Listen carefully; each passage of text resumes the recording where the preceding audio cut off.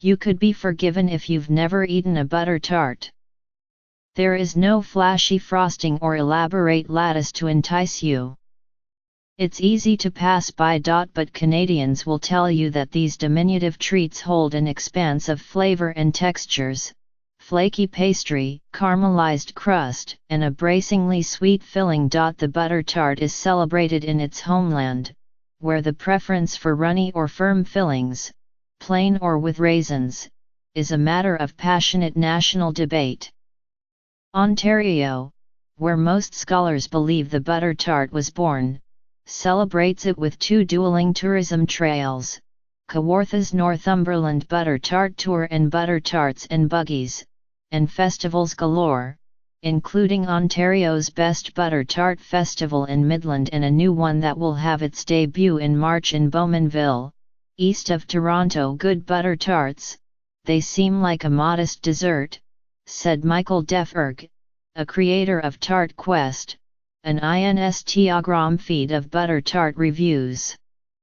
They're supposed to pack a lot of punch. But on the outside, they're supposed to just seem plain and unassuming. Modern Canadian culinary culture celebrates seasonality, native ingredients, and provincial pride. Like Powton and Nanaimo bars, two other national favorites, butter tarts buck the norm. They are a humble treat, made with ordinary ingredients, and spectacularly delicious if you look at the ingredients. It's really what you have in your pantry when you have nothing else, said Liz Driver, the author of Culinary Landmarks, a bibliography of Canadian cookbooks, 1825–1949. At its most basic, the butter tart is a pastry filled with brown sugar, butter, and egg. Oven alchemy transforms those simple ingredients into something spectacular. Inventive cooks have gone further with chocolate chips, coconut, nuts and other add-ins. Unlike the Nanaimo bar, a mid-century British Columbian creation made with processed ingredients like custard powder and graham crackers, the butter tart goes back at least to the 19th century. Mary F. Williamson, a retired fine arts librarian at York University in Toronto, traced the earliest mention to 1900 and the Royal Victoria Cookbook, published to raise money for the Royal Victoria Hospital in Barrie, Ontario. Margaret MacLeod's recipe for filling for tarts, like some of the other community cookbook contributors, she was identified by her husband's name, Mrs. Malcolm MacLeod, called for 1 cup of sugar, a half cup butter, 2 eggs and a cup of currants. There are as many theories about the origins of the tart as there are variations. The brown sugar pie, the Scottish border tart, Bakewell tarts and the Quebec sugar pie each has been named a predecessor to the Canadian tart. Each of those things is their very own particular thing, very similar to each other, but they're not all the same, Ms. Driver said. The very first butter tart recipe may never be found, because until recently cookbooks were not seen as items worth preserving. Most of these things were developed by housewives, and it wasn't deemed important, said Lenore Newman, the author of Speaking in Cod Tongues, A Canadian Culinary Journey. Now that we're actually interested in it, we go back, and we find there are a lot of holes in this knowledge. I think we can safely say they're Canadian and that they're definitely still popular. By the 1910s, the butter tart was all the rage in the farming regions of Ontario. 3 recipes for tart filling and 6 recipes for butter tarts appear in the Canadian Farm Cookbook of 1911. Unia, a columnist for the Farmer's Advocate, shared reader recipes in early 1913 to answer a question from NW of Ontario who longed for a butter tart recipe, the crust and all, as I am a new beginner. Readers responded with tart recipes plain and with currants, Proof perhaps that the filling debate over plain or dried fruit is more than a century old. That same year, the Lake of the Woods Milling Company published 5 Roses Cookbook, with recipes from its customers. It spread the butter tart across the Dominion.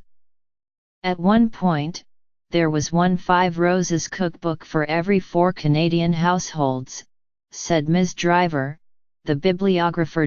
By mid-century, Eaton's department store in Toronto included a butter tart in its boxed picnic lunches, and Canadian Betty Crockers like Edith Adams, the fictional home economist of the Vancouver Sun, and Rita Martin, also fictional, with the name pronounceable in French and English, evangelized the tart, along with real-life home economists like Kate Aitken. Loyalties to local favorites are fierce.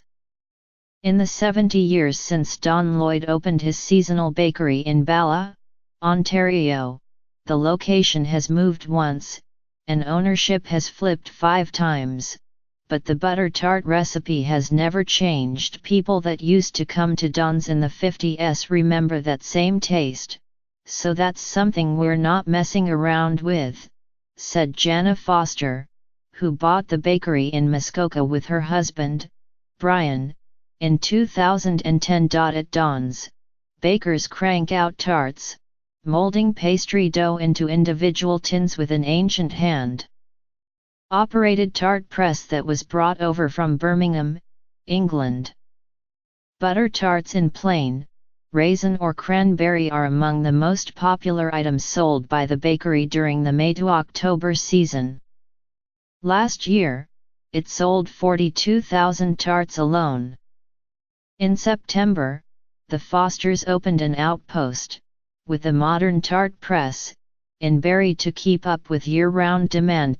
Butter tart recipes, and variations like butter tart ice cream, regularly appear in magazines like Canadian Living. Elizabeth Baird, who was food editor of the magazine from 1987 to 2009, was a student at the University of Toronto when she realized the power of their appeal. I worked in a summer lodge where there were a lot of American visitors, and we could wow them every time with butter tarts with vanilla ice cream, Ms. Baird said. I think that was the first time I realized they were unique to Canada. Why, then, have the tarts never made significant waves south of the border? It could be that Canadians don't want to let the world or just their louder neighbors in on their sweetest secret. You have so many things of your own, Ms. Driver said with a laugh. You don't need a Canadian butter tart. Recipes: butter tart squares. Does your family have a favorite butter tart recipe or variation? Share it with us for an upcoming story. Email foodeditors@newyorktimes.com